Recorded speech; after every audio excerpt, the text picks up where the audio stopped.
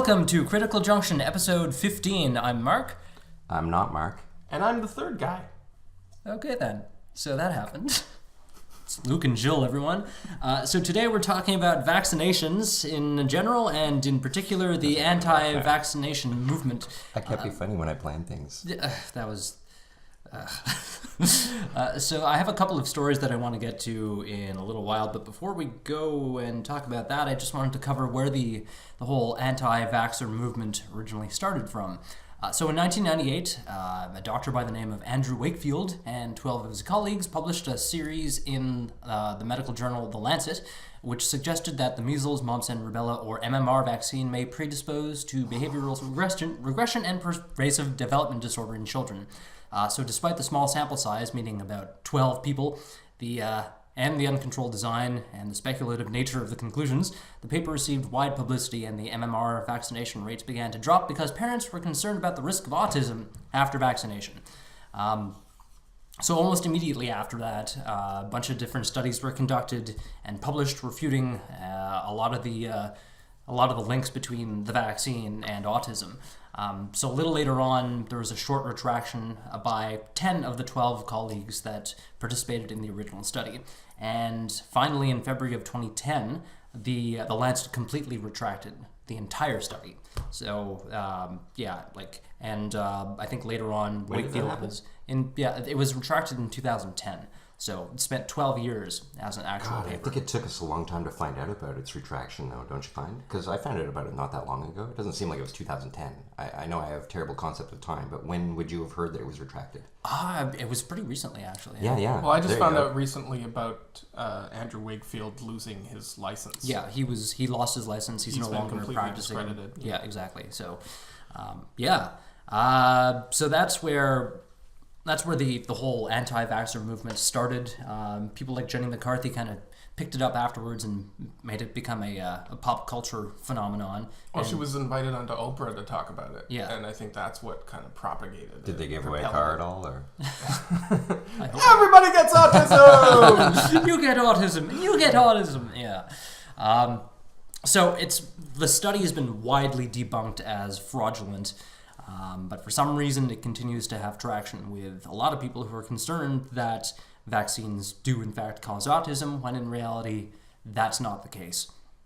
Well, I guess that leads into the first story that I wanted to touch on. Wakefield appeared at one of Trump's inaugural balls after the election. Yeah, Trump, in fact, I think he kind of admires the guy. It's pretty ridiculous. Who's this Wakefield person again? So Andrew Wakefield is the guy that the doctor that published this study in the Lancet. The banned doctor guy. In 98. Gotcha, okay. Yeah. And again, the study was repeatedly debunked as fraudulent. Yeah. I think an important thing to note here, too, is that it wasn't just debunked as in the science was bad or ill-conceived or just not executed properly. They actually revealed that stuff was deliberately falsified. Yeah. So it was actual fraud. It wasn't just incompetent science. It was malicious science. Right. Yeah, it had intent. Yeah, he was found guilty. It wasn't science. Do we know it's malicious falsification? I guess it's intentional intent. Like what he was trying to do. He was found guilty of deliberate fraud. So they picked to support a preconceived conclusion that he has in his mind. I'm not. But I'm paid not for by who is what I'm wondering. Oh, I don't know that it's necessarily. That's what I mean. Was there like somewhere some kind of fiscal conspiracy by some capitalist? So why would he be doing this then? I think he probably just has a bias or an intuition, and he wanted to prove it by publishing something in a respected journal. And when the data that he would have wanted didn't quite show kind of what he wanted it to show in a compelling enough way, then he decided, I'll just fudge the numbers a bit here. So there's no pharmaceutical company or anything like that associated with them or anything like that? No. They just picked and chose data to support their claims. Not only 12 other authors involved in the study. So they picked and chose, cherry-picked the data that they were using. They had a really tiny sample size, and they were also... The sample size was something like 10 people. It was 12 people. Oh, it was ridiculous. That's not even science. No. And kids doing they started the sample by looking specifically at 8 kids that had autism. Mm-hmm. So it's not like they were looking at people who were getting vaccinated and then running conclusions from vaccination. So what you're saying they were just trying to work backwards. Really bad science. It was exactly, and Yeah. he was also found Totally guilty. bad science and also totally unethical. Yeah, that was my other thing. They were found guilty of fraud. ethical violations because they did these investigations on the children without obtaining necessary ethical clearances.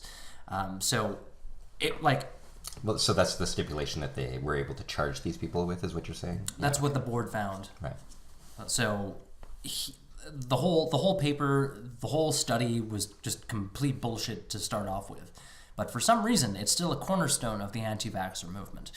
And well, it set it off, is what you're totally saying, set it off. or it made it super popular, and then it became a thing.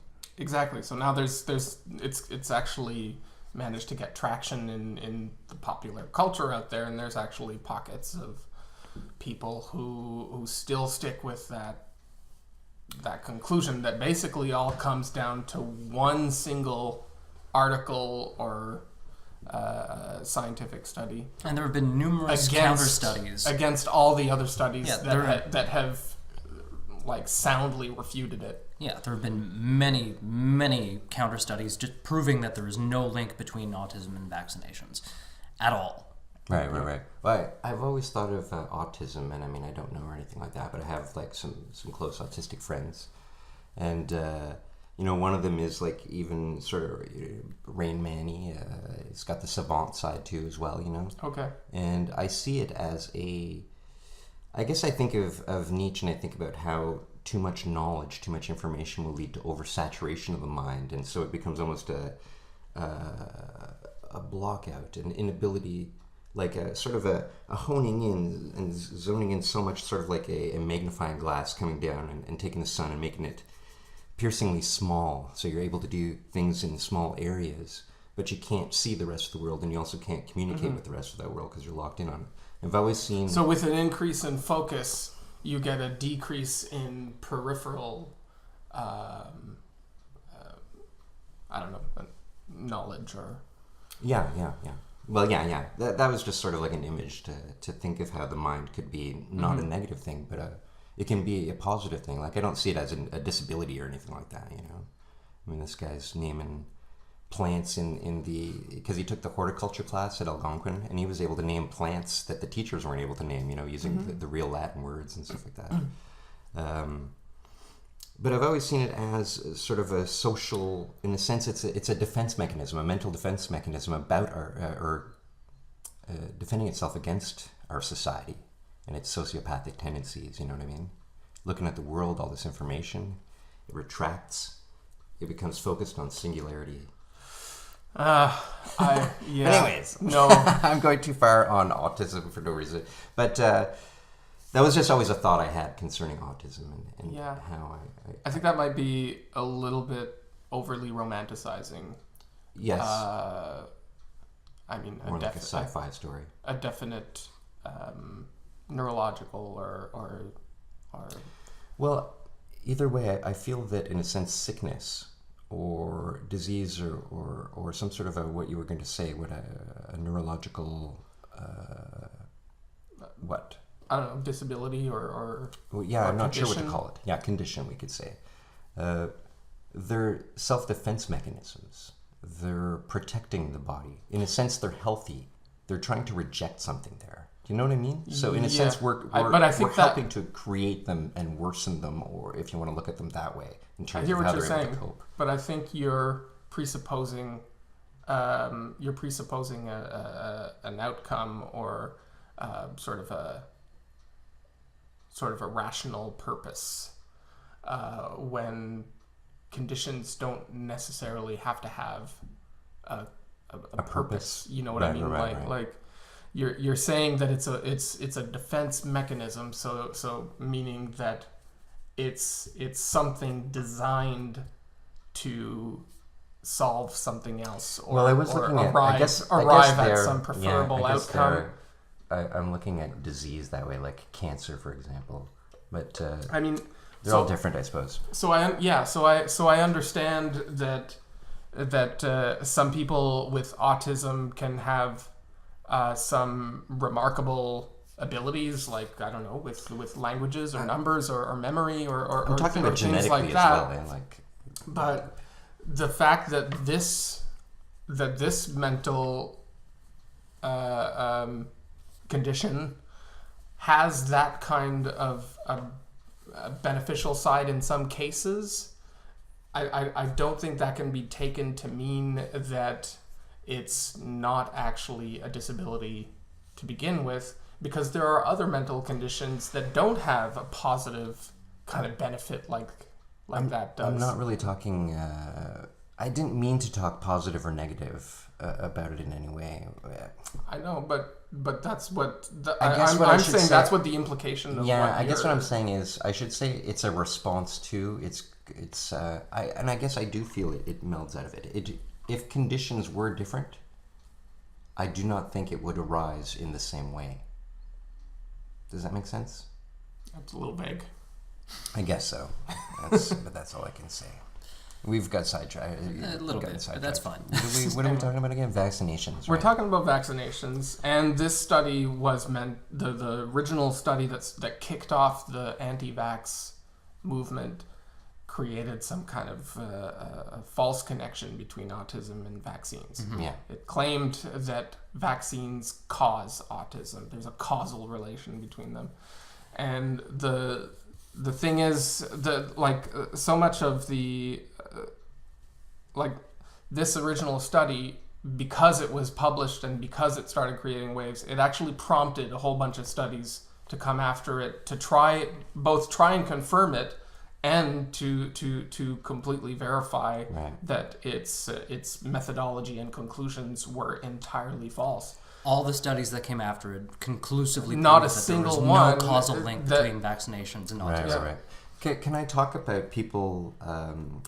Because I guess I found myself thinking of this from a Marxist perspective, where I feel like it gained popularity, caught on, because of people's mistrust in government and leaders and stuff like that. You know what I mean? Like, they just can't trust anything, so all they have left is their information. That brings up knowledge is even that brings up a really good point. Scientists are not good communicators, right? Terrible. They are terrible at communicating the findings of their experiments and the results of their studies, right?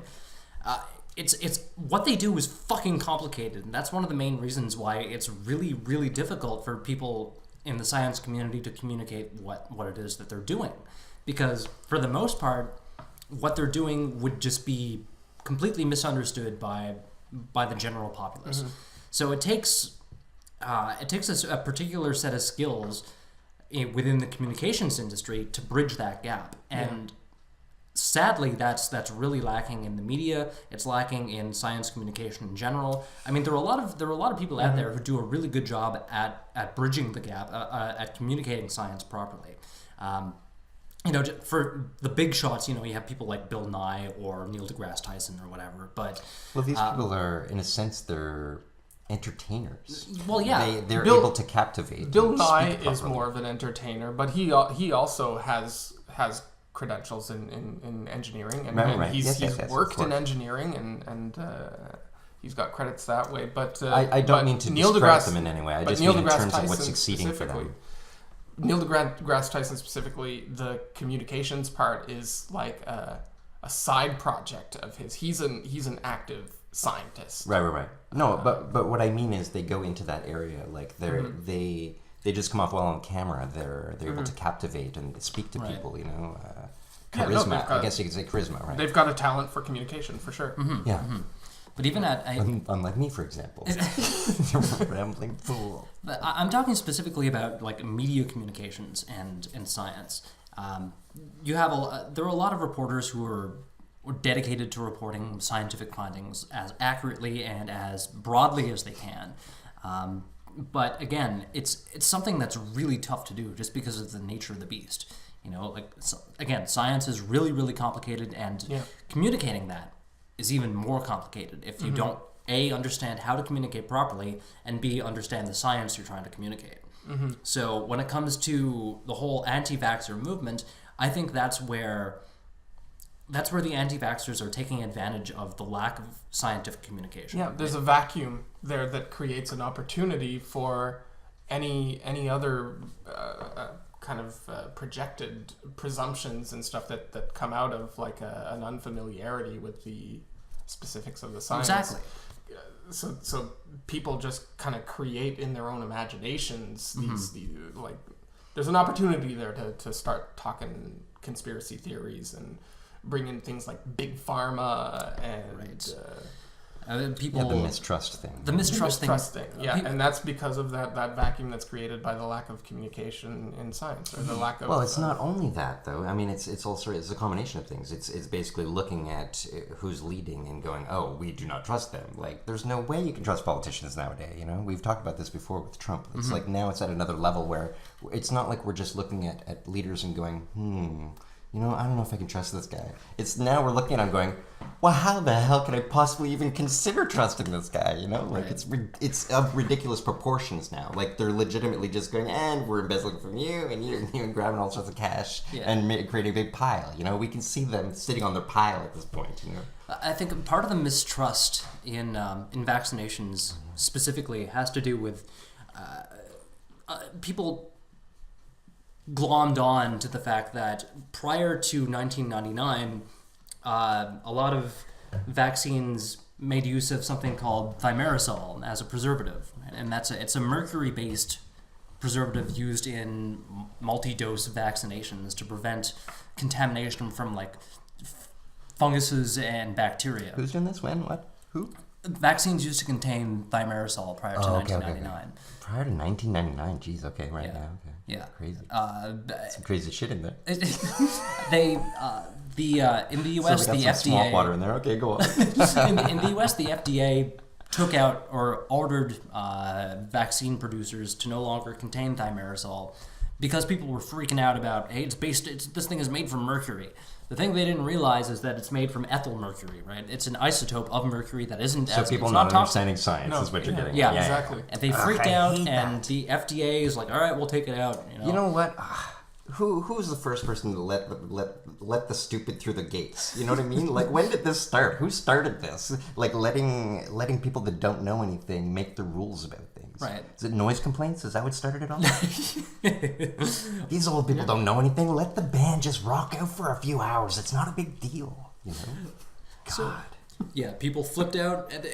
This is a year after Andrew Wakefield's study in 1998. Right, and 99 rolls around, and people are starting to clue into this whole, maybe they do cause autism. Why is there mercury in the vaccine? People start considering it because it's popular. Well, there's got to be something to it. Let's check it out. Yeah.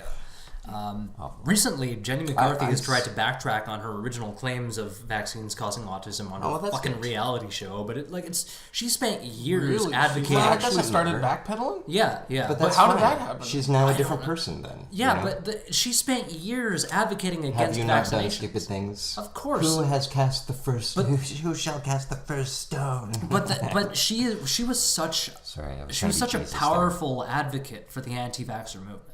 Yeah, but that's what I'm saying. If she almost stopped, single-handedly kicked off the movement. You're saying that she suddenly stopped and is now going, sorry about that. She's not even saying sorry about that. She's saying, you guys misunderstood what I was trying to say. Oh, okay. So what was she trying to say here, then? Is she trying to clarify now? No. She's just like, I never said vaccines cause autism or something. She's not going full apology. So what is she saying that she said, though? Do you know? I don't know the full story about it, but like that's... You know, she's trying to backpedal and be like, no, that's not what I said. Yeah, well, yeah, it was. If it's changed in her mind or she's explaining it further, I'd like to hear what she has to say, you know, before I put her under the gun or anything like that, I feel. Fair enough. I mean, then, you know, if we hear her and then we want to put her under the gun, we can put her under the gun, though, right? Mm-hmm. We put her under the gun. Sure. Right here on the show, we will do a putting Jenny McCarthy under the gun. We'll invite her to the show. She can say what she has to say. I'm sure she's on Facebook. I'm sure she is. So Jenny McCarthy, if you're listening, we would love to have you on talking about vaccines at some point. Under the gun. Under the gun. Mark, are you dating anyone right now, or would you be open to a date with? Because she's broken up with. She's not dating Jim Carrey. Crazy dude there. No, Jim Carrey wasn't. Jim Carrey and her split up long ago. Yeah, okay, they were dating though, right? So she's free. Yeah. Oh well. So if you're listening, Well, She's on the market. Free how, like mentally emancipated kind of thing, or free just has nothing to do on a Thursday? She can do Thursdays, Mark, just Thursdays. I'm not going to discuss my dating habits on the internet. No? Why not? That's the juicy stuff. Come on. Right. Well then, Back on track. back on track. Yeah, so people People glommed onto that. not knowing the difference between ethyl mercury and methyl mercury. Okay, so Exactly.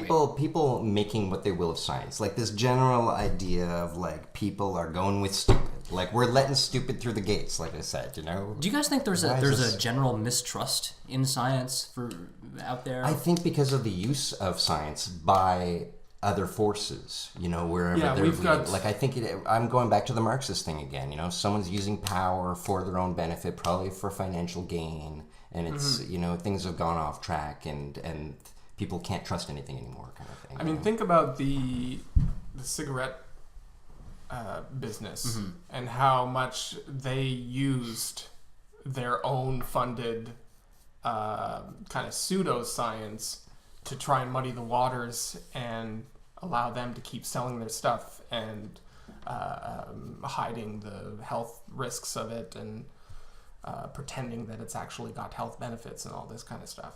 That went on for decades, right? And what they're doing is they're putting out junk science that's specifically meant to deceive, right? And so people just is there not a just documentary know about this? What's that? Is there not a documentary about this? Maybe, probably. Fuck, I can't remember the name of it. Yeah, there is. It's on Netflix. Okay. Shout out to Netflix, everyone. Shout out to Netflix. Yeah. Netflix is great. we don't Sorry to necessarily cut you endorse off. Netflix. We are in no way affiliated with Netflix. But Netflix, if you want to... Yeah, if you'd like to give us like some to sponsor free the stuff. show, we're totally open to that. If Netflix is listening. Also, Jen McCarthy, if you're listening and you'd like to sponsor the show, Also, Netflix, if you'd like a date, possibly with Mark, then we can possibly set that up. Maybe. I would date Netflix. Wednesdays. I would date Netflix on Wednesdays. On a Wednesday. yeah, after work, you know, get home tired, have Trying a to set me beer. up here? What's happening? All right. Okay. Yeah, sorry about that. Mistrust in I'm science. just So all about mistrust love. in I'm just all science. about the love. Science has been misused. Well, actually, hidden. that's actually something funny. So science hasn't been misused. What's been done is deception has been made to look like science, but it's not science. Right. And that's Yes, evident when you It's actually... been twisted, and you know, whatever it is, whatever Right, angles exactly. come from, It's all sorts fraud, of different right? angles. Yeah. A bunch of bullshit. But people Sorry about the still swearing. just associate the lies with science. Right. Right. Yeah. So, Because of the already mistrust, like a big combination of things. You know, Right. there's The all sorts. predisposition Yeah. to They've mistrust, they've yeah. gone to education that's not good, primitive. I don't know. You know, all sorts of social conditions that are affecting it and stuff like that. I just want to make sure we're looking at it from all sorts of different angles. Well, what do we think Trying to about cover all the what do we think about science education currently? Is that do you guys think that's a reason why there's a mistrust in science? Do you think there's not enough science education within the existing we curriculum? wasted so much time when I was in school just talking about French grammar. I was just going to bring up French grammar. It's so true. Like, what? Like That's all I can remember of my how many early hundreds education. of hours Yeah. were spent on... That's all I remember. Stuff I couldn't really use all that well. There was a lot of time spent on French grammar and on the Plains of Abraham if you went to school in Quebec. The brainwashing stuff. Yeah, not to completely disparage the Quebec education system because No. it is really good, but there And again, we're talking about the value of communication. Right. If we're talking about the Quebec, Especially when it comes to science. So you would need that other side to complement the education in actual science. Hold But on, you can't just completely take over all the time that you need to devote to educating in science to just concentrate solely on these other... but if you guys are talking about Quebec education, I was Yeah. just thinking you guys are talking specifically about French education in Quebec, not the English. I guess, education. yeah. 'Cause, you Well, know, that's the all only the stuff experience I you're- have is Yeah. never mind. same. French school. I went to French school. But I mean, so did you go to an Anglophone school Yeah, when you were growing up? And Yeah, did you spend a Catholic. lot of time on English classes? English grammar and... We're talking high school? Sure. Is that what we're talking, or what are we talking? Sure, high school, yeah. Or even elementary school, too. Elementary school was more language oriented. French-wise, lots of trying to get the verbs to stick to our brains and shit There like you that. go, You know, yeah. that's what I remember from. And then in high school, you didn't have like English courses where you're learning. I about guess stuff? English was what was English? No English grammar in high school. I don't remember English at the high grammar school now. level? No, they just assume you already know. Wow. And then you're just getting low marks. So that's where it fails. Like we didn't learn, and then they just assume we know. So what were your main courses in? This is In kind high of school? a tangent. Yeah, in high school. Oh, in English. jeez, I don't know. I mean, just remember- the top two courses in school, I'd say in our French school, in my French school, was like math and French. Yeah. Those were the See, I tried to avoid- I the tried ones to that took the avoid most math. time out of a week. I did not need. I guess there French in high school. I don't remember French in high school really all that much. For me, for my there was French, there was English. You know, Yeah. we had math. There was a basic biology class that we Yeah. took. A basic physical sciences class. That was we the took. funny thing. The science classes, they were kind of almost elective in a sense because Yeah. you would choose Yeah, one yeah. course of science or Right, right, another. yes. So it You would can either choose be either straight chemistry physics or you can choose chemistry. right, physics. like I chose biology. Right, I avoided but the physics biology and- class for us was mandatory. But the chemistry and physics, maybe you that's why I could took it. choose one or the other, or you can opt to go a different stream. I Right? took the artsy courses, drama and music and all that stuff. So I avoided typing, computers and the computer science classes and stuff like that. You know, science. Yeah. I think I had to take biology and geography. Oof, no. I think I managed to avoid geography. So I think there is a definite lack of science education, which, you know, that in conjunction with a lack of ability to communicate scientific findings properly leads to a vacuum, like you said, Jill, of information where people kind of circuitously go in and start believing things like the anti-vaxxer movement. Can I say something? Like, I feel that the education system works for a small group of people, like a niche network of what they're calling Right. normal, and the rest of the people just fall by the wayside, sort of thing. So yeah, the education system's great for some people, I guess. You know, would that Right. be the case? People learn in different ways, and Yeah, and the established school system is more effective for some people than it is for others. Yeah, some struggle and some, you know, but yeah, anyways.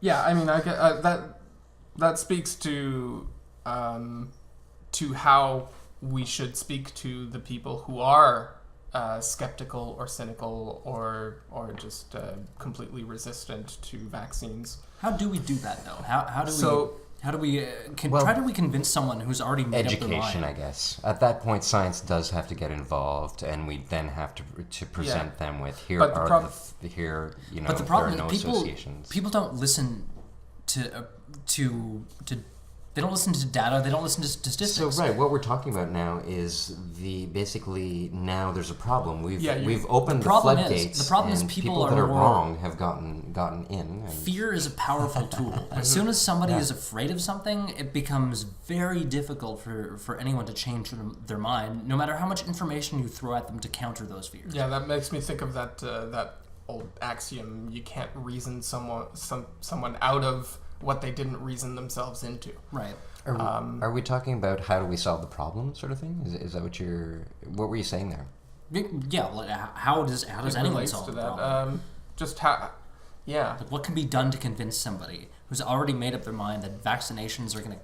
Okay, so I think maybe it is then fear-based, and we can then look at trying to conquer fear in the world, and then it comes down to basically In the no, world. but it's true because it is a huge. We're all the world is open right now. Like basically, since the internet, now the world is the world. Like now we can talk about the world. Everyone can get communication across to everyone in the world. You know, Yeah, but unless internet is cut off, like Cuba. You know, like or something like that. You know, like I can't talk to Sarah in Cuba. You know. But I think part of the problem with the internet is it creates echo chambers where people will seek out specifically the information that backs up their point of view that they've already made, that they've already established. Your they confirmation see- bias machine. Yeah, Exactly. Yeah. People are pinpointed on their idea of what they think and feel. and So stuff an like that. anti-vaxxer will seek out information that backs up their their argument that vaccines are bad for their children. And it's all there, and they can just prove it with their own logic, and ta-da. Like even here in Canada, there is an active anti-vaccination movement. I'm not going to mention who they are because fuck them, and like hold on. I don't want to give them any airtime because doing that is completely counterproductive. If you give airtime to people who A, deny climate change, and B, support things like anti-vaccinations, you're doing a disservice to the rest of society. Refer to them thus forward as Farty McFartysons. The Farty McFartysons are out there and they're mobilized and like a large group of Farty McFartysons. Yeah, there's a large existing group of and Farty what are they doing? McFartysons. They're out against all sorts of different things, or just one thing in particular? I'm talking specifically about the Canadian anti-vaccination movement. Okay, so that's one group of Farty McFartysons. Okay, exactly. Okay. I thought you were saying there was like this large group that was off about a bunch of things. No, like collectively. No, I guess not. Kind of like they're all niche. An anti-everything movement. They're niche farts. Farty farts. Niche farts. An anti-everything movement. Yeah. That's what I feel I am as a human being, is an anti-everything movement. No. I was thinking about this, and I'd like to start first off with no. But yeah, they're out there, and they're invited to talk about their position, and they talk about this to specific groups who are concerned that maybe there's some truth to this claim that vaccinations cause autism. Now we're seeking whether or not it's true. Now we have to seek it out. Is that not the case? Like once a bunch of people believe and it becomes an issue, then we have to seek out the proving of it, I guess. Well, it is an issue, but thankfully, at least in Ontario, children who want to attend a public school in Ontario have to provide proof that they've been immunized against a slew of different ailments, right? What do you guys think of? Do you think vaccinations should be mandatory? And I'm not just talking specifically in accordance with science, basically. I think it's a valid question. I mean, seatbelts are mandatory, and you can get a ticket for not wearing a seatbelt. I suppose that could be extended to vaccines in the sense of imposing some type of measure for people who can't protect themselves, or. But at the same time, the kinds of impositions of vaccination that exist right now aren't kind of ubiquitous. It's not like you have to get your kid vaccinated full stop. It's if you want your kid to come attend this public school, right, then he has to be vaccinated before he can come here. If you want to not vaccinate your kid and homeschool them, that's your choice, man. Mm-hmm. You be you do you. Good for you. Right. So it's kind of a pernicious rumor out there that the government is actually making people vaccinate themselves. What we're talking about here is a social contract. Mm-hmm. Right. If you want, it's not only a social contract, but various social contracts. Right, exactly. In line with each other. That's right. People engage in the capital S, capital C social contract by engaging in a bunch of other little contracts, right, to participate. Like, for example, society. If there were a contract where a kid couldn't attend the school because he doesn't have the vaccination, he could then therefore just go out and get the vaccination. Yeah. And then it's done. Mm-hmm. Yeah. Right? And that's not to mention that it's not like the science doesn't understand that some people can't get vaccinated. Right? Like, vaccinations aren't a panacea. What does that mean? That's a good word. I like that word. A panacea just means something that fixes all problems all the time. Wow. That's awesome. Yeah. God. That's great. I just Ex witnessed machina panacea. Pow! I just witnessed Luke learning a new term. Well, I'll never remember it. That would be learning. Oh, okay. This just goes in one ear. Oh, it stays there. It's going to dance around for a little while. You're enthusiastic about it in the moment. Right now, but it's dancing. immediately forgotten. Well, maybe not immediately. I don't know. I'll let you know. Thursday. Okay. Probably happen Thursday. I'm around 12:30. I'm setting a reminder in my calendar right now. Okay, yeah. Remind me, and then I'll probably remember. Okay. Let me know at that time. Just send me a text. Shoot me a text, man. Remind me.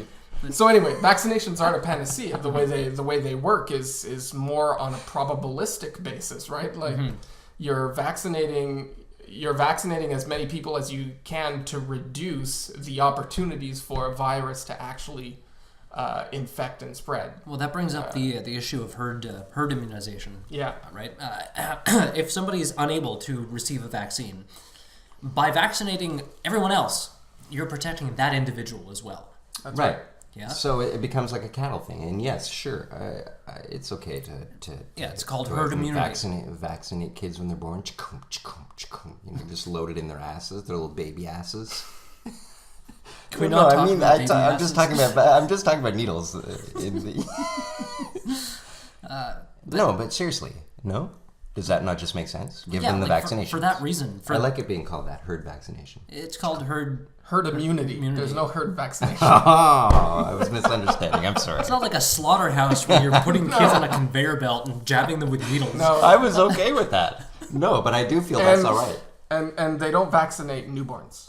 No, you have to be at you have least, to wait I think, a little bit. 3 years Okay. old or something before you can get the vaccine. Oh, I was just picturing newborns on a conveyor belt going through. It's like a slap on the butt and a prick in the arm. Is that I it? was imagining various needles coming down on like robot arms. You're imagining babies on conveyor belts? Is that it? Yeah. That's not the way it is? No, that's not the way it is. Oh, fuck, I thought they fucking shot them out, they fly out a little bit, doctor grabs them, smack them on the ass. Everything's not some Brave gunk New comes World. out, snip the umbilical cord, throw them on the conveyor belt, we're away not we quite go. there yet. Not at that point yet in our society. We can aspire to it. We can. Maybe one day, Luke. Yeah. You'll have your baby conveyor belt. Birth brought to you by McDonald's. Birth. You can get your vaccinations at Walmart now.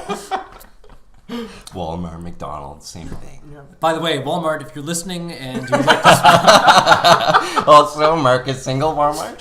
Oh, No, fuck. I'm looking That'd for- be a lot of women right there. I'm a lot of women for you. looking for sponsorships. Also, McDonald's, if you'd like to sponsor us, we are willing to accept donations in kind. Maybe some McNuggets, whatever. I'm a little hungry. I haven't had dinner yet, but there's that. Anyway, getting back to it, I think it sounds weird to just jump right back into this after the McDonald's bit, but I can't remember what we've been talking about. We started talking about herd Vaccinations, immunity. right. herd immunity. And how I think it should be mandated that children receive vaccinations. I think it's the Ontario requirement for children attending public schools. unless there's some kind of medical reason not. Exactly. I think the Ontario thing is a step in the right direction, but I don't think it goes far enough. All in all, we're pushing good science here. We're pushing for basically the logic of good science in terms Absolutely. of sustaining life and quality of life. I mean, if we think about here in North America, we've known since the eradication or virtual eradication of polio that happened, after the 50s. I think a lot of us have kind of forgotten just how impactful this science has been in actually saving millions and millions of lives. But you don't necessarily have to just rely on old reports of the history now. We've got current examples too. In India, they've only recently started a program to put out vaccines against polio because polio was still a huge problem over there. Yeah. So only recently they've actually implemented a huge public vaccination program, and they've completely slashed the incidences of polio in India, which is one of the most populous countries in the world. What was what's polio like? Like what are the What's symptoms? polio like? Yeah, what are the symptoms? So polio will completely deform you. Right. What kind of deformities are happening? Completely. Well, famously, FDR had polio, and he ended up losing the use of his legs and ended up in a wheelchair. And so it can mess with your spine, and it can mess with it's not a pretty disease. It's a wasting disease. Yeah. But along the same lines, A lot of suffering. Yeah, with a polio. lot of suffering. It doesn't feel good But either. even- It's not like you just Polio lose. does not feel good. Remember that. Bringing it back to North America, though, just because of this whole anti-vaxxer movement, we saw a rise in cases of the measles. Yeah, it just resurgence. Yeah, it just came. And they're back associating that after. with Because what is it because associated people to? weren't vaccinating their fucking kids. Because the anti-vax kind So of they're idea has so actually how made does it work? inroads So they're in the choosing culture. to not check off the box, or No, they're how is this choosing- They're working? choosing Not not to- to have their kids vaccinated. So it is them cutting in and Yeah. saying, "I do not want it." I don't want my kid Like to it have would happen autism. otherwise, We're is not what I'm bringing. saying? and then all of a sudden, their kids are getting measles again, and measles Not can only be that, deadly. exactly. But what Not I'm only is getting their at is- kid getting measles, they're transmitting it to other children. Yeah. Hold on though. But what I'm saying is that they are cutting in and going, "I don't want it." Like Yes. it's Yeah. otherwise naturally happening. Let's say socially, social contract wise, like it. The majority of parents will vaccinate, but there's a small minority who won't. And that minority is responsible for bringing back a deadly disease that could otherwise be easily Well, I prevented. guess this is how I'm wondering about it, or what I'm. Is it just a box you're checking off, or is it a conversation with a doctor? Like what's happening here socially? It's the parent making the conscious choice not to bring their child to the doctor's office to have that vaccination. on that date when it's set up, like the doctor's going, "Hey, are you coming in for your needle?" And the parent's going, "No." No, fuck you. I don't want my kid to get autism. We don't know if it's necessarily "fuck you." There's it a may fuck be, you involved. It may be "hey, poo poo" to you. Not as violent as "fuck you." There have been some pretty like voracious. I'm not I'm bringing sure there my has child been. in. I'm sure there has been. Yeah. Yeah, the anti-vax movement is actually being blamed a lot on like a far left liberal segment of society, but it's actually really huge with libertarians and those breed of right wingers. So it's not just a left thing. It's not just a right thing. Right. I would think at this point nothing really is this or that side. It's a mishmash of chaosly, garbagey crap. Like, because I feel Chaosly garbagey crap. Well, here I feel Nice. I feel like we're talking about the problem here is that That's compelling. that idea of opening up the gates and we're letting stupid in. Like they're making decisions. You know what I mean? Choices are being made, determined by people that don't know what they're talking The squeaky about. wheel Bad gets the science grease, kind of right? thing. Yeah. Well, it's the same Right, problem. right, yeah. It's the same problem as giving climate change deniers equal airtime. Right. The moment you let somebody who's Yeah, you create a ridiculous false ideas- sense of parody. Exactly. There is no debate. Right. Vaccines do not cause autism. Full stop. Period. That is not a thing. Climate change is real. There is no debate there either. Full stop. Period. Right. The moment you allow people who deny hard science to have their voices heard Well, on the hold same on, level. hold on. Hold on. In terms of decisions and social contract, we can say it for the Okay, moment. let's Yes. let, but let's yes. let Mark get his rant out, Fine. and then we can. The moment you allow people who deny proven science to have equal airtime and equal footing as that hard science is the moment you open up what you call the gate of stupid.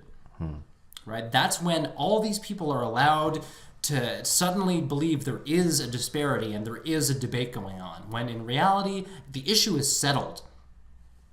Climate change is real. Autism is not linked to vaccinations. That's it. But it's not about shutting down people's ability to do their own analysis and come to their own conclusions and have their own thoughts and ideas about it. It's just, I think you need to think of it more in terms of people with the appropriate expertise at least not giving a platform Right. to... So here we're talking more about, in a sense, media. By media, I mean the expellers of what we come to know as the knowledge presenters. Right. Okay. There's a responsibility there to present. There absolutely is. Yeah. Especially Facebook right now is being called the newsmaker of the new millennium, right? They have a responsibility to edit the content that comes through them, because if they give equal footing, like I said, to people whose opinions contradict facts, that's a problem. So I applaud them for introducing these tools to crack down on fake news and, and bullshit. There's a weird problem there because, I mean, they've also blocked messages to friends that aren't friends. Let's say before you're friends, you know, you send a message to someone, it's blocking it, and you might realize that it's there hidden in some weird compartment in Facebook that you didn't know about. That's a whole other Like, what I'm saying is I don't necessarily trust their blocking of things. Okay. And I kind of would myself, because I feel like I'm I don't know. Anyways, I won't get into that, but I feel like I can make okay choices in terms of information. You just dispel of people that you wouldn't agree with on Facebook, you know? Like, if you were to see someone presenting something that you didn't like, you just get rid of them. I don't know, I kind of like the whole freedom of the internet. You should be able to. I don't like Facebook blocking things. I don't like the censorship of... But that's Facebook's choice. I mean, whatever. I'm on Facebook, so whatever. At least the internet is still free. Is it, though? Sense. Is it? I'm not sure, yeah. Is it... how controlled is it in terms of our viewing? Yeah, the internet was supposed to be a free and open kind of wild west of information distribution. Yes, I guess it's dependent on our search engines. Now, it's... a lot of it is corporate. A lot of it is controlled by people who have money and people who have money to invest in the internet and whatever, you know. As a programmer, could you create your own search engine? Of course. Right, of course. Yeah. It's not that complicated. There I would suggest it is then openly free. Does that not make sense? The problem is that... It's determined by your programming there. It's freedom. It comes down to capitalism and people who have enough money to invest in making their software the top notch that everyone else uses. Well, I'm not talking about the balance of information, but that it's available. Does that make sense? Sure. Like, it's still there, yeah, somewhere to be found, and so it is determined by your search engine. So if you were a really smart programmer, then you would be, in a sense, you could knowledgeable, free. I think so. Internet free, yeah. Internet free with freedom of the actual. Well, yeah, no, because I'm figuring it all. It is all linked to the search engine doing its job and finding the thing that you need or want.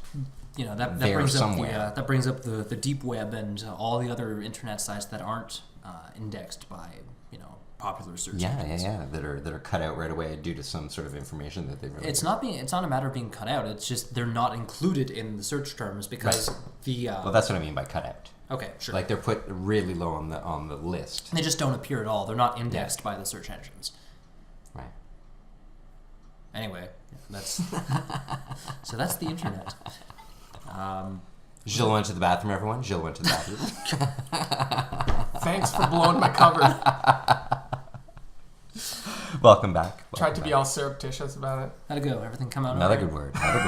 What was the other word again? I've already forgotten the other word. It's not even Thursday. Panacea. Beautiful. It's so beautiful. It's like I think of what's that flower that can only be opened by ants that eat away the sugar and then the petal blooms and it's huge. And it's whoa. It starts with That's a P. something I don't know about. It starts with a P. You're teaching me about now. Now I'm looking for the word. Pina, punya. Petunia? No, it's not petunia. Although I love the name petunia, or the word petunia, I should say. But what is it? Man, it's going to bug me. I hate that. I hate that. Sounds interesting. So there was just recently there was an Ontario high school teacher who went on this tirade about peonies. Thanks, Luke. Nice. Can I get back to my story? Yeah, sorry. What were we talking about? Very recently, there's an Ontario high school teacher that was found guilty of misconduct for pushing his anti-vaccination views on his students. He stormed out of the hearing after he was found guilty of professional misconduct by the Ontario College of Teachers. So. Yeah, that's stupid. He's just pushing his own agenda there. Yeah, but he was yelling at his students like, vaccines will kill you, don't get them wrong. Holy cow. Yeah, he went fucking mental on these kids. Jeez. So hold on, we don't know. We weren't there, but it sounds like the story guy says would have sounded mental either way. The story says he yelled at his kids. It's in the Toronto Star. We'll put the link up in the description. Yes, but we all know what the media can do. Hold on. Have you ever been interviewed by the media? And I have. Yeah, and then you see what's presented. How did you feel about what was presented afterwards? I felt terrible. Yeah, there you go. Because that was not what I had told them. Yeah, exactly. That's what I'm saying. So anytime you're interviewed by the media, you look at what they present of you, and you're like, oh man, what the hell, man? That's what they made of what I said. Ah, Sure, but it's this awful. guy though, It's a manipulation. like, what do you guys think about people in that kind of position of responsibility being, Oh yes, of course. spreading their particular brand of He's bullshit? being unprofessional in a He's sense. absolutely being unprofessional. Yeah. I mean, yes, people need to have some sort of discretion and autonomy to execute their profession, right? But at the same time, professions have standards, and you have to also be able to adhere to the legitimate. There are social standards. rules that you have to follow that are blurry in a sense along the edges when it becomes, and there needs to be judged more closely and looked at, sort of thing. This one's easy. The guy is an idiot. Get rid of him. You know? Right. Exactly. Yeah. Total idiot. Like, what? Thank you, and move along. I don't know how he, like, No, I don't know. I don't understand how he was permitted to espouse these views to children. It's just, it doesn't make sense to me. Well, he obviously wasn't. He just wasn't Eventually, being... he was just, Eventually, he was. Yeah, he was just being unprofessional. It takes a while to catch, I guess, you know? It's like someone who's shitty at their job, you know? It takes a while to get rid of them. Just bureaucratically, all sorts of different stuff, probably. Well, that highlights the danger of the anti-vaccination movement, right? Because it's that pernicious. If a high school teacher is espousing these views, right? How far does it reach? And this brings us back to the original question of what can be done to stop it. Yeah, see that's weird, because you want to be able to communicate with the parent in a convincing way and actually persuade them of the truth of the science, right? And what you don't want is to just feed into their rejection and their fears, and you can easily make that happen if you just dismiss them or belittle them. It can backfire if you start off with an attitude like, oh, okay, you're one of these idiots, and then that just brings up their defenses, and they get entrenched even more. But at the same time, when you're talking about some more extreme cases, like guys who are willing to yell at a classroom full of kids to assert their intuition and their bias, I'm not sure that kind of appeasing strategy or meeting them halfway kind of strategy is at all effective either. No, I think you're right. Like, it's very difficult to meet someone halfway when it comes to that kind of argument. So, I mean, ideally, like, you want to arm the parents with better information. Right. So you want to listen to what their fears and concerns are, and then try and address them sincerely one by one, right? But I don't know, if you're talking to someone who's just thinking that you're evil for even suggesting that their kid be vaccinated, then I'm not sure that listening to their concerns and then conveying information that they've already dismissed is very effective.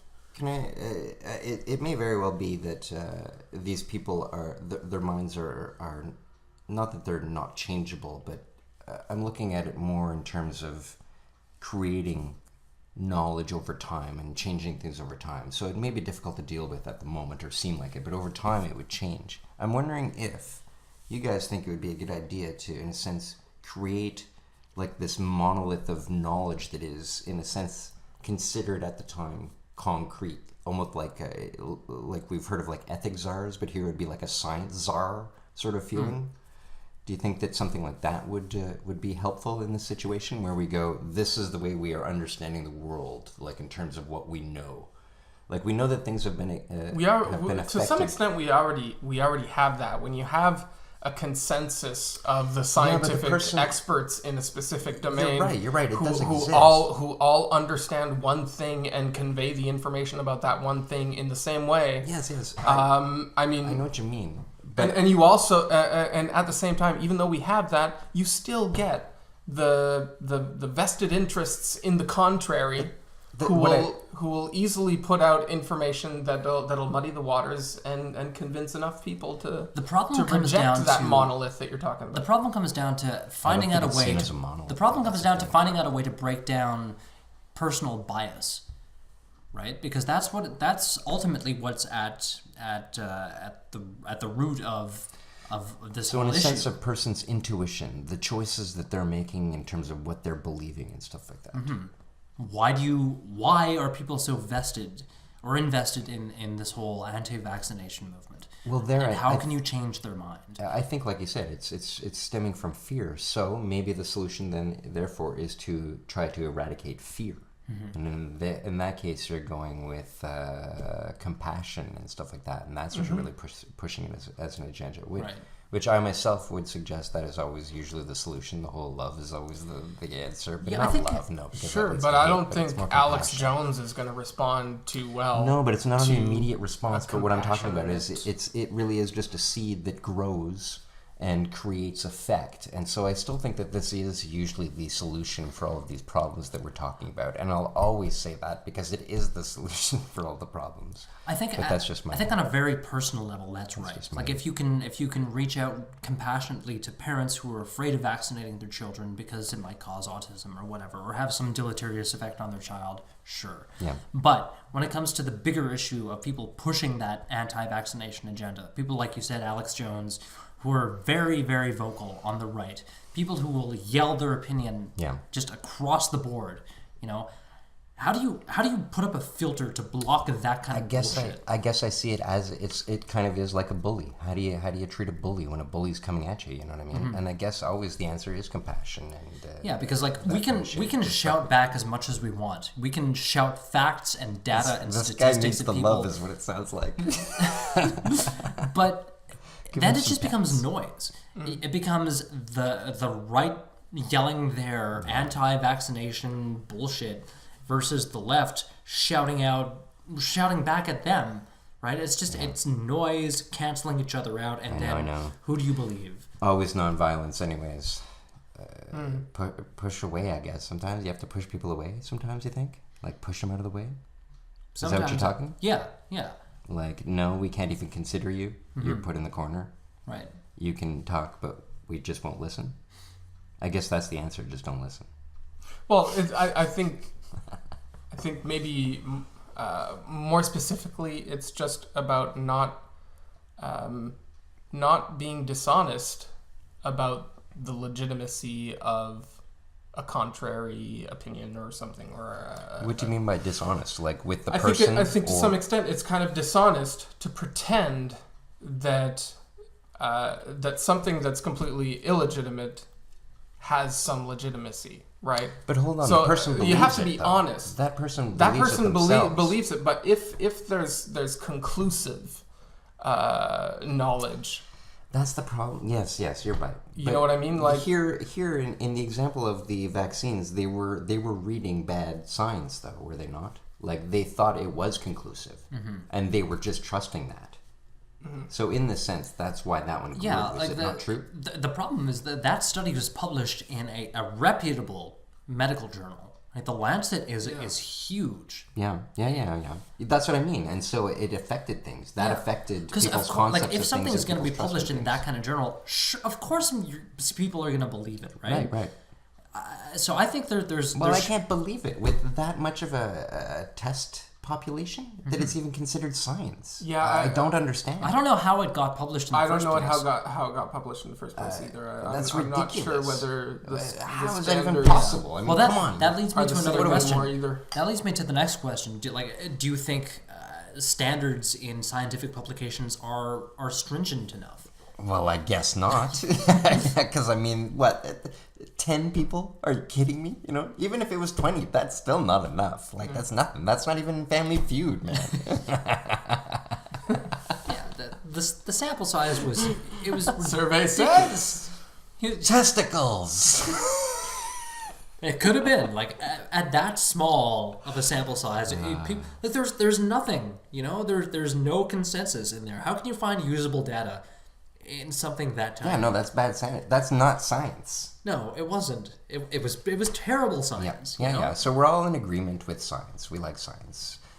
Science, in a sense, the problem with people and the fringe that will say no to the basic understanding of science is that science is, in a sense, not really concrete because we continue to learn, right? Yeah. And so there is still science always is a room body for of knowledge. Science is a methodology. Exactly. Right. Yeah. It's just a process. a language. It's an open-ended almost, system. It's a tool. Exactly. Yeah. Science is a tool used to acquire knowledge, right? It has no. Well, it's like a tool to acquire tool. And to separate the wheat from the chaff. Mm-hmm. That's the whole point. The wheat from the chaff, but the wheat from the chaff is determined from our liking, our. No, that's the whole point. That's the whole point of science is to circumvent our. You're saying our, not our truth arbitrary. You're type saying of, not truth is the weed there. The is chaff. That what you're saying? Yeah. Oh, okay. The chaff. Because you said weed in the chaff. The wheat from the wheat. chaff. Oh, the wheat from the chaff. I thought you said weed. Wheaten. Yeah, like science is a tool used to acquire knowledge, right? It's used to eliminate or reduce, rather, uncertainty. It has no agenda. There's no political motivation behind it, although it can be co-opted by certain political ideologies in order to foster certain ideas. Like we were talking about earlier, people buying scientists. Yes, specifically in order to I think of that as the Marxist. It's bringing in Marxism. Am I not right to think in terms of power play and economics and all that stuff? I instantly think. Okay. No. Do you want to elaborate on? Well, there's the power struggle Marxism thing. To this?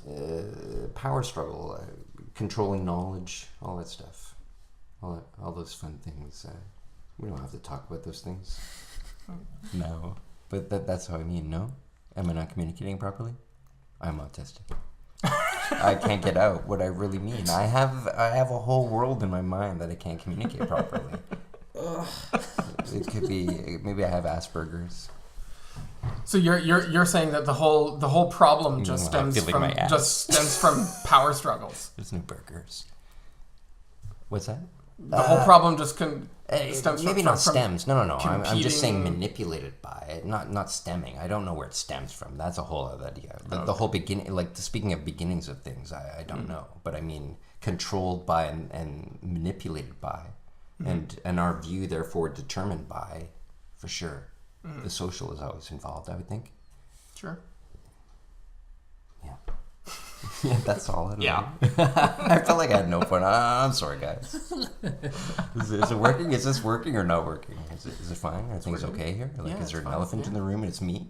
No. No, it's okay. Everything's okay. I'm just looking for stuff to. Just looking for friends. You wish I had a guitar. You have a guitar? You need a guitar. All right, so vaccines. Back to vaccines. I can't even. I just can't.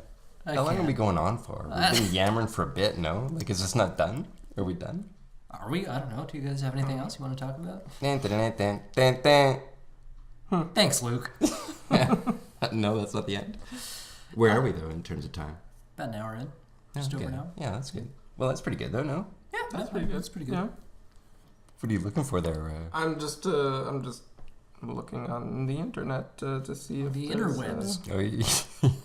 if there's something that I missed that. Okay. That you wanted to talk about? There was an article that came out yesterday in the Washington Post about. It's fresh. That's fresh. Yeah, exactly. The title of the article is "Anti-Vaccine Activists Spark a State's Worst Measles Outbreak in Decades." So the whole article revolves around... It's blaming it on them completely, that's for sure. Well, hell yeah, it is their fault.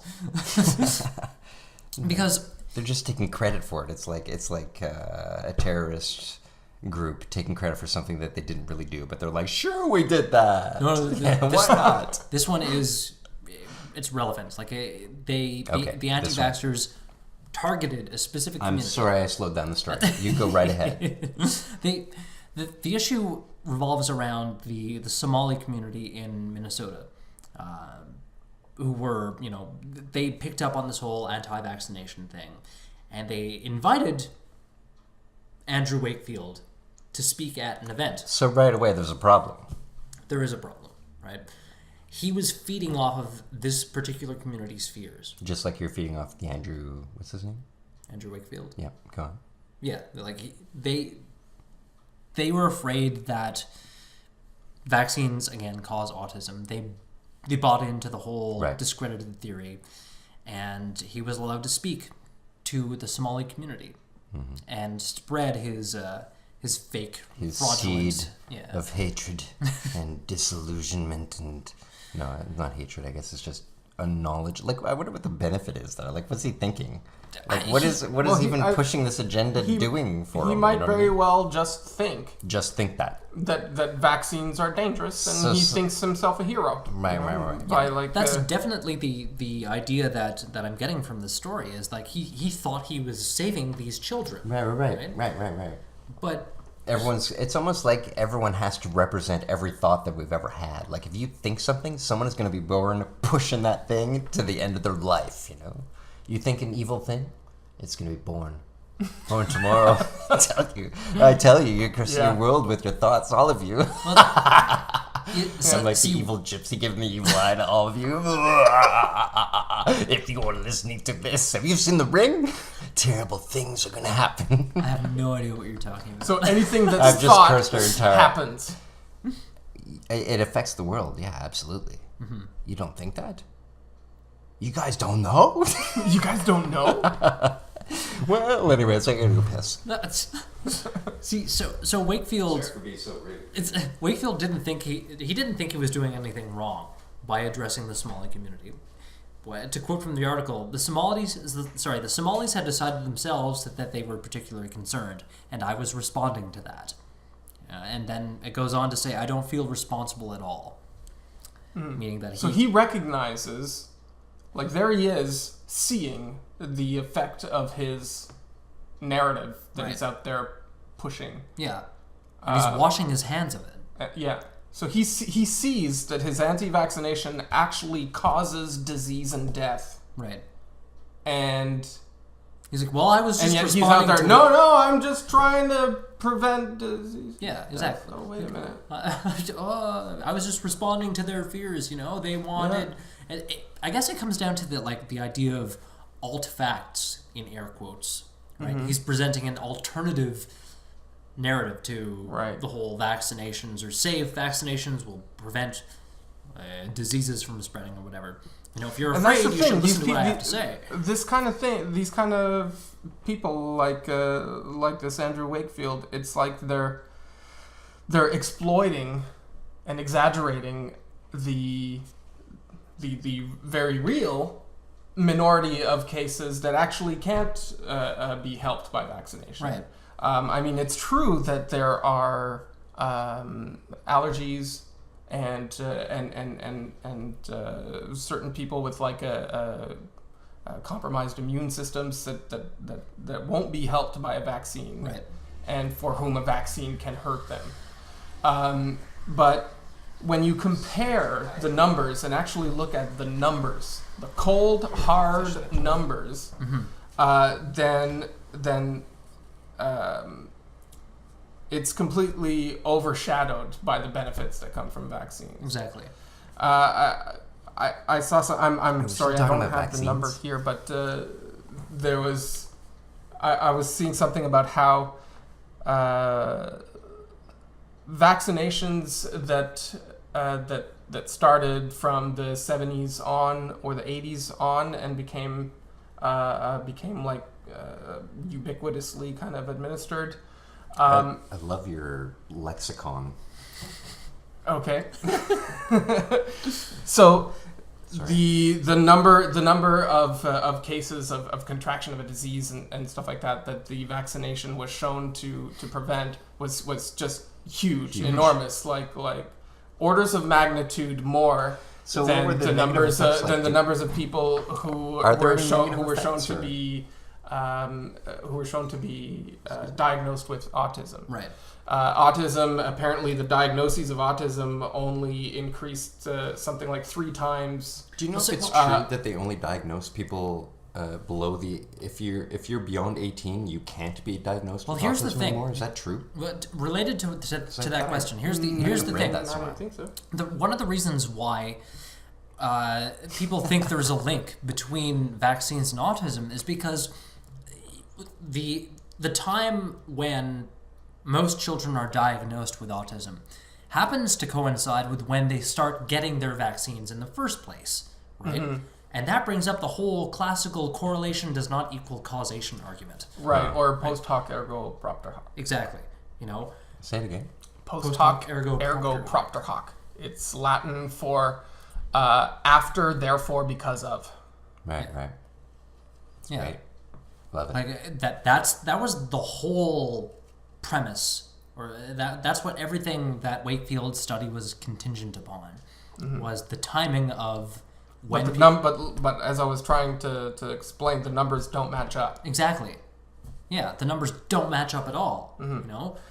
Yeah, if there was a causal relationship, the fact that vaccinations grew so much, like hundreds of times, and autism cases only grew 3 times, that's kind of definitively conclusive that there's no causal relationship there. Otherwise, you would have seen diagnoses of autism increase by just as much. Yeah, it would have been the relationship between the rise in autism would have correlated to the rise in. Do you guys have vaccines. any autistic friends at all? Or? I have an autistic brother. Oh, right. Yes. Yeah. That's right.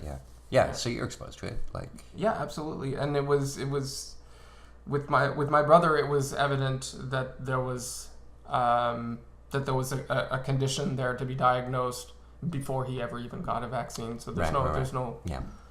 in his Hey, case. what were those vaccines? There's not even any ambiguity about it. So What were those vaccines that used to leave the mark on people's? yeah, like baby boomers used to have this kind of What was that? vaccine Do you guys know? that had like multiple needles. It obviously scarred them when they it did gave it. them a What was scar. that though? Do you know? I'm not It was sure. just a different method of vaccination. I think. Is that what it was? Yeah. Yeah. Because instead of delivering one poke at a time and during different visits to the doctor, they would just like, inject them with a whole slew of different ones at the same time. In general, the science community has improved a lot. I know that I think that for rabies, for example, I don't think it's like a bunch of shots in the belly, which I think is what it used to be. Yeah, sort of thing. right. Yeah. And also testing for venereal diseases or whatever you call them these days isn't half as bad. Like they do not jab things down as far down into your penis as they Urethra used or to. what? Yeah.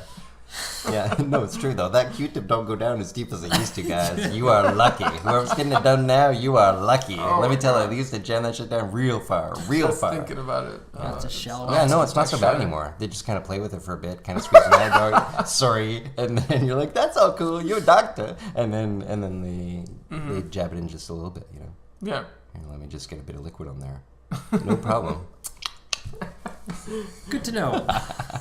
Good to know. Yes, Yeah, and so it is the- important also for all of you having sexual intercourse out there. You should go out and get tested regularly and let your partners know and be Obligatory safe. PSA, Always be safe. Always be safe. interjection here. Though it's a really, really good time, you got to be safe about it. So if there, It's true. Come on, if we there got to are be any, responsible. We have to be responsible at about our media, right? Very good. So If there are any I do not venereal endorse disease having. clinics out I there do who not would like to endorse sponsor the having. shows. I do not endorse having very, very, very enjoyable intercourse without condoms and stuff like that. Like wear a condom, wear protection. Yeah. Everyone. This PSA has been brought to you by Luke. Yeah. Yeah, it's true. That Very is true. good. It's a valid point. Yeah. Oh man, Thank you for raising that. Raising, get it? safe intercourse, everyone. Safe intercourse. Okay. Did we have anything else we wanted to cover? Any final thoughts on the issue of the anti-vaxxer movement? Oh, Final thoughts. Whew. I don't know. I can tell you mine right away. Okay, tell me yours. Vaccinate your damn kids. yeah. That's a my good final- one. Love and compassion to the world. Those are my final thoughts. Love and always. compassion. Vaccinate your kids. Sure. And by love, I mean not hate. Like, if you're gonna love everything, not just this and that. No, but in all seriousness, No, that doesn't make any sense. I guess just to feels like that. It's not really love. It just feels like it. Just to be serious for a moment, like, please, if anyone out there has children and is listening to this episode, vaccinate your children. There is no causal link between vaccinations and autism. If we want to be clear on it. Yeah. Yeah, I want to be totally Follow clear through on with that. science. We're all in agreement. Yes. The science is there. Children. It's completely clear. There is no evidence to suggest that autism is related to vaccinations. No, you're just talking about does it all just stem from that one autism thing? Yes. Oh, really? Yeah, it's a single study. It's one study. There's That's no ridiculous. other legitimate. So that's what they all think? Or do some of them just think, oh, it's bad? It's because after this study, they get their information from all kinds of other non-experts and people But who is are it always who just are linked to equally, autism? Like, it's all about autism? Like, It started with the autism thing, and then so it did branch off into other... It branched off into it has mercury in it and whatnot. I But see, it's okay, just bad. Yes. The autism thing started with the MMR vaccine specifically, the measles, mumps, and rubella vaccine. That's when Wakefield said it causes autism, and then from there, other people started thinking, you know what? Well, look at the shit that's in this thing. There's egg white. There's fucking mercury in it. They're preservatives. The thimerosal thing that I was talking about earlier is prior to 1999. It was used as a preservative for multi-vial vaccinations. Okay, to prevent fungal infection and bacterial infection in the vaccine itself. Yeah. Like, modern vaccines do not contain thimerosal. There is no mercury present in it, and even if there was, even if there was, there isn't. But even if there was, it's not a problem. It's Exactly. not actually there's no adverse effects from ethyl mercury, Right. Which is what was used in there. Yeah, it's an Everybody isotope. just hears mercury and they think So what are we going to do about it, guys? Well, I'm vaccinate our kids. Vaccinate your kids. Yeah. Okay, so vaccinate our kids. Yeah, like, And that's the love. Like, that's how we're expressing the love, right? right. Because Love and if you compassion for don't everyone. vaccinate your child, you're not only putting ain't giving your the child. No, you're not only putting your child at risk for preventable diseases. You're putting other children at risk. Experience the love, everyone. Yeah. Get your child Love your vaccinated. society. Love the kids of your society. Get your own kids vaccinated. That's right. And hey, And if you can- everybody else will do the same. It is and true your though. kids will be That's like protected. it's like I guess in this case it's utilitarian. The majority goes, that's what you do, and you just have to do it now. You know. yeah, like if you that is science. if you truly love your child and if you truly value society, I'm not then sure you how will- sincere you sound. No, vaccinations I are find important. everything I say is arbitrary a little bit. Like you can always throw it away a little bit. Oh well, that's not exactly what I meant. You see. all right. All right. I think that'd be a good place to wrap it up then. Okay. So in A closing, little gift, like a little bow on it. Here you go, everyone. There you go. Fancy, Please. glowing pink in the light. please, for the love of God, vaccinate your kids. Our gift Sounds to good. you this evening with our podcast throbbing underneath the gift wrap there for you. Yeah. Jesus. Unwrap this. Take a look. What have you got? Ugh. All right. This has been Critical Junction episode 15. I'm Mark. I'm sorry. I'm Joe. As always, thanks for listening, and we will catch you again next time.